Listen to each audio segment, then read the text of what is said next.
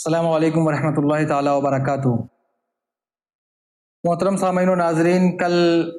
میں نے آپ کو بتایا کہ عید الفطر اور جمعۃ الوداع کے حوالے سے کہ آپ کو اپنے گھروں میں یہ نمازیں ادا کرنی ہیں۔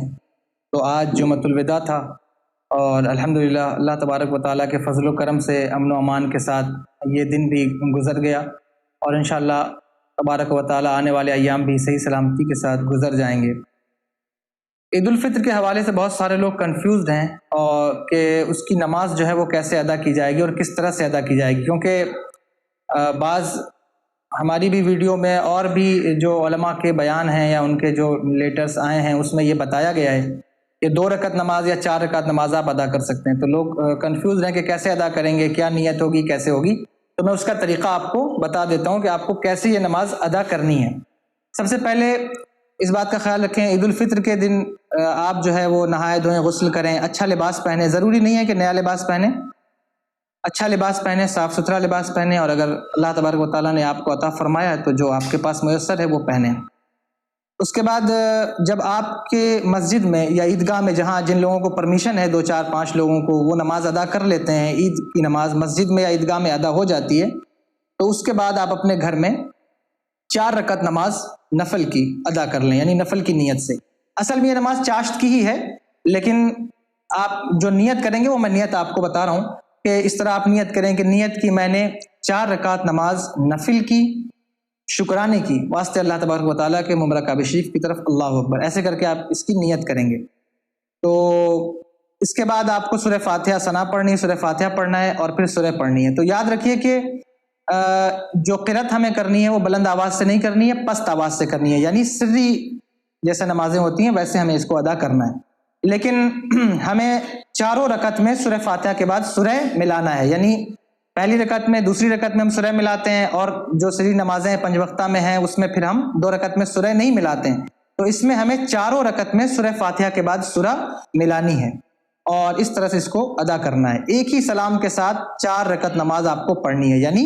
کہ جب آپ تشہد میں بیٹھتے ہیں تو سلام نہیں پھیرنا ہے، آپ کو کھڑے ہو جانا ہے تحیات پڑھنے کے بعد، پھر اس کے بعد آپ کو 2 رکعت پوری کر کے چوتھی رکعت میں آپ کو سلام پھیرنا ہے، یعنی ایک ہی سلام سے اس کو پڑھنا ہے۔ تو امید ہے آپ کو سمجھ میں آ گیا ہوگا۔ اور بس حضرت عبداللہ ابن مسعود رضی اللہ تعالیٰ عنہما ان سے روایت ہے کہ جس کی عید کی نماز رہ جائے تو وہ یہ 4 رکعت نماز نفل کی ادا کر لے، تو اللہ تبارک و تعالیٰ ضرور اس کو جو اس کی رحمت خاصہ ہے اس سے ضرور حصہ عطا فرمائے گا، اور اللہ تبارک و تعالیٰ کا کرم ضرور اس کے اوپر ہوگا۔ تو اس طرح سے آپ اس نماز کو ادا کر لیں۔ اس کے بعد خطبہ نہیں ہے تو آپ گھر میں جو ہے وہ نعت خوانی کا اہتمام کر سکتے ہیں۔ بچے ہیں یا جو بڑے ہیں ان کو چاہیے کہ وہ حضور کی نعت پاک پڑھیں، اور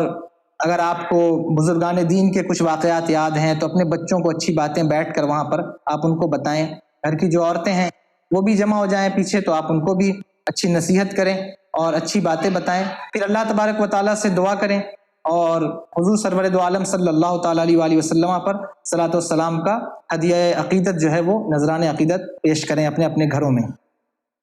اور خوش رہیں، رنج و غم سے اس وقت دور رہیں۔ اللہ تبارک و تعالیٰ نے یہ دن ہمیں عطا فرمایا ہے تو اس کا شکر ادا کریں، اور اس طرح سے یہ نماز ادا کریں۔ یاد رکھیے کہ اگر آپ چاہیں تو 2 3 افراد 4 افراد اس کی جماعت کر سکتے ہیں، لیکن اللہ تبارک و تعالیٰ کو یہ نمازیں جو ہے وہ تنہا زیادہ پسند ہیں، تو اس لیے اگر آپ الگ الگ پڑھیں تو زیادہ بہتر ہے۔ میں پھر سے ایک بار ریپیٹ کر دے رہا ہوں کہ آپ کو 4 رکعت نماز کی نیت کرنی ہے، اس طرح سے کہ نیت کی میں نے 4 رکعت نماز نفل شکرانے کی، واسطے اللہ تبارک و تعالیٰ کے مبارک کعبہ شریف کی طرف اللہ اکبر، یعنی آپ کو یہ نہیں کہنا ہے کہ عید الفطر کی نماز نہیں کہنا ہے، بلکہ نفل کی نماز کی نیت کرنی ہے، شکرانے کی، ٹھیک ہے۔ اور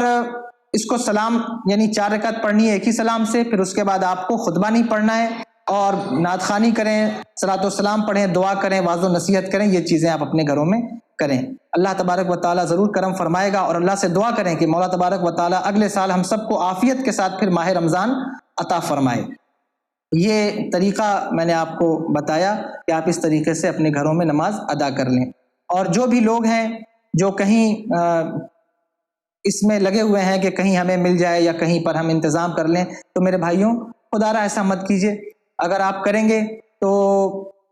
اگر کوئی بات ایسی ہوتی ہے تو پھر ظاہر ہے کہ وہ بدنامی آپ کی نہیں ہوتی بلکہ پورے اسلام کی بدنامی ہوتی ہے، پورے مسلمانوں کی بدنامی ہوتی ہے۔ تو ایسا کام نہ کریں جب آپ کو علماء نے اجازت نہیں دی ہے اور آپ کے اوپر عید کی نماز ساقط ہوئی تو پھر آپ کو اس میں الجھنے کی اور پریشان ہونے کی ضرورت نہیں ہے. آپ اپنے گھر میں نماز ادا کر لیں, اللہ تبارک و تعالیٰ آپ کو اتنا ہی ثواب عطا فرمائے گا. اور غریبوں اور فقیروں میں خاص طور پر اس دن میں آپ جو ہے وہ ان کو صدقات اور خیرات میں یاد رکھیں. اللہ تبارک و تعالیٰ آپ کو اس کی جزا عطا فرمائے گا اور کرم فرمائے گا, اور اللہ تبارک و تعالیٰ ضرور کرونا وائرس سے ہم سبھی کو نجات عطا فرمائے گا. السلام علیکم ورحمۃ اللہ تعالیٰ وبرکاتہ.